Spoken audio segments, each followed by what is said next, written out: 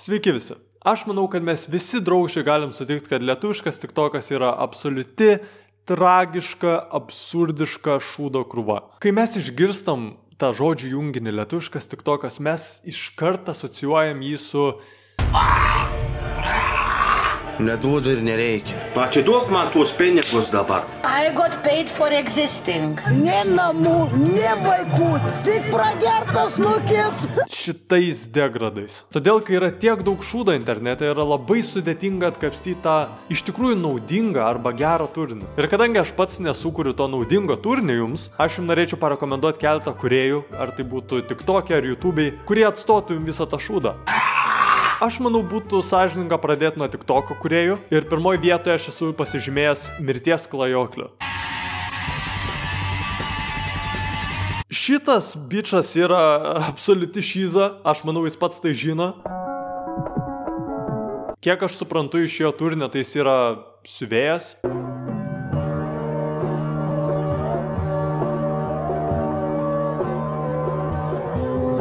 Nežinau, ar mato dabar, bet jis čia rodo visokius išmatavimus, kaip jis gamina rūbą. Bet tada karts nuo karto įsikelia tiesiog absoliučiai absurdišką video.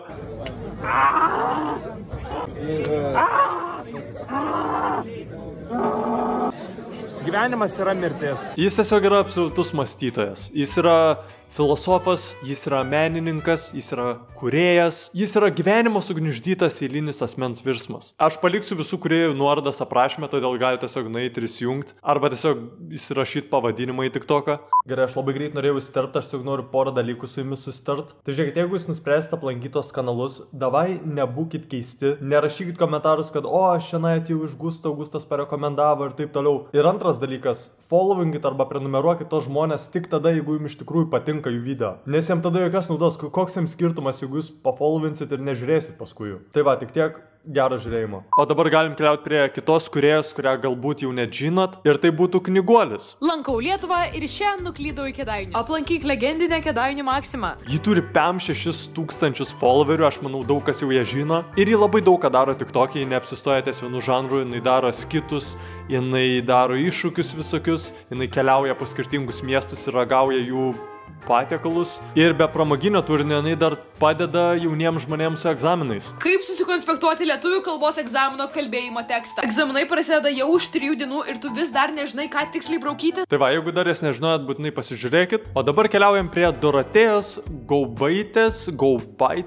Jos TikToko pavadinimas yra Dora Gaubaitė. Arba Gaubaitė, aš neįsivaizduoju. Ir ji tiesiog kelia apie savo dieną, būdama studentė. Aš esu buvau studentė FISFAK'e ir taip atrodo labiausiai crazy diena savaitėje. Tai pirmadieniais aš turiu 10 valandų prasidėti universitete. Ir aš manau, čia bus įdomiausia tiem žmonėm, kurie eina į mokyklą, arba kurie jau baiginėja mokyklą, arba tiem, kurie studijuoja netgi. Iš jos turinio galite maždaug pasižiūrėti, kas ir jūsų lauks, kai pradėsit studijuoti. Mokymus gal tik 18 valandų.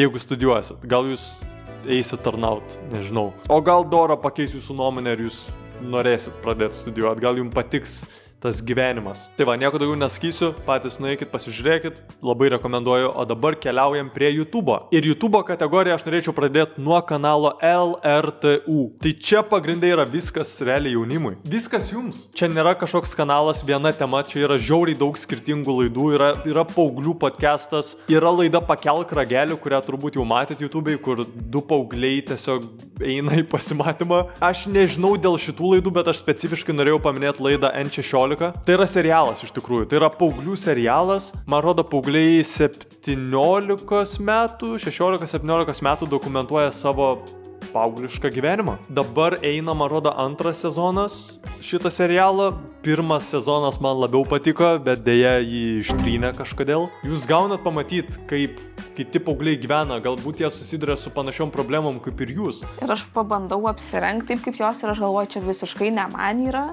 Atrodo užlykščiai, aš jau geriau pasiliksiu prie savo tokių ten 3X maikių negu ten. Ir jūs galite matyti, kaip jie perlipa tas problemas ir ką jie daro dėl to.